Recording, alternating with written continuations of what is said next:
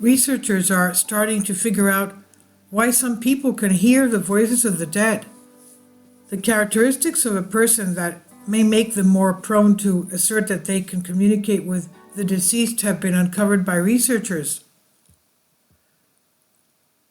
A high susceptibility to auditory hallucinations, a predisposition to high levels of absorption in tasks, and unusual auditory experiences in childhood are all things that occur more strongly in self-described clairaudient mediums than they do in the general population, according to research that was published in 2021 according to Science Alert.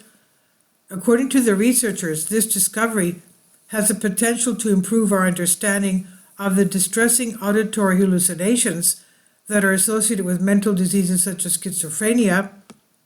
Both orthopologists who study religion and spiritual sciences and scientists who study pathological hallucinatory experiences find the spiritualist experiences of clairvoyance and clairaudience to be of great scientific interest. These experiences involving seeing or hearing something in the absence of an external stimuli and are attributed to the spirits of the dead. Specifically, researchers would desire a better understanding of why some persons with auditory encounters report having a spiritualist experience, while others find it more disturbing and are diagnosed with a mental health condition as a result of their experiences.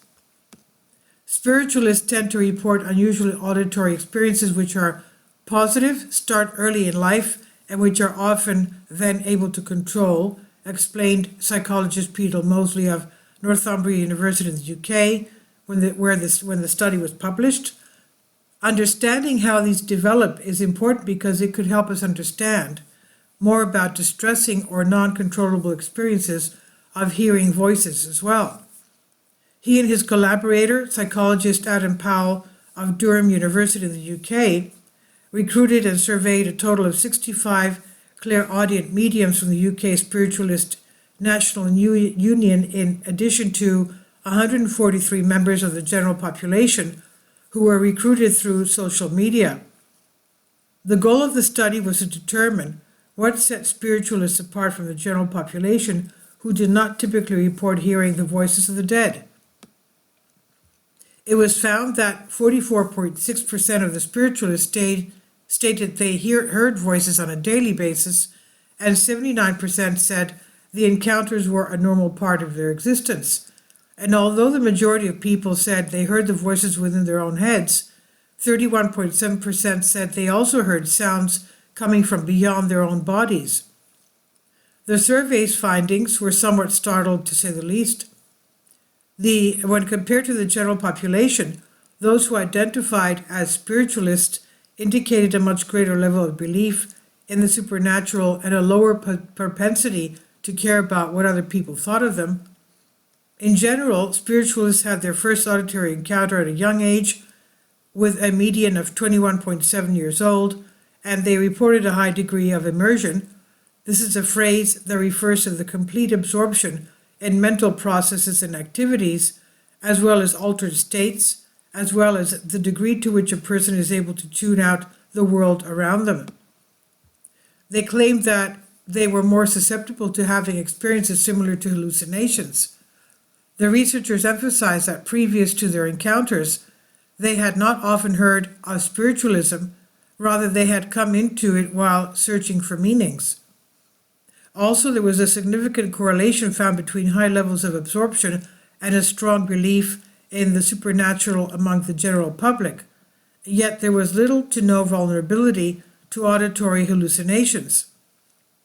There was also no discernible difference in the degree to which individuals in either group believed in the supernatural or were prone to experiencing visual hallucinations. According to the researchers, these findings indicate that having an experience with the voices of the dead, quote unquote, is thus unlikely to be the consequence of peer pressure, a favorable social setting, or suggestibility owing to believing in the paranormal.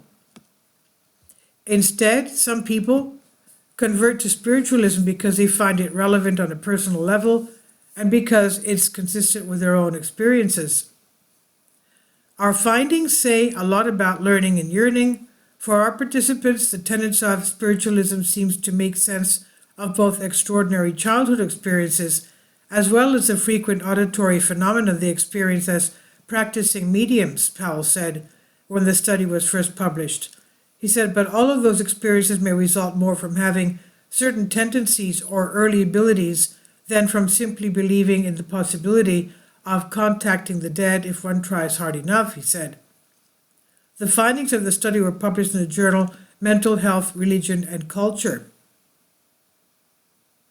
And this is on The Mind Unleashed by Katie Hutton. Please leave your comments. Thank you for your support. Kindly support my Patreon account.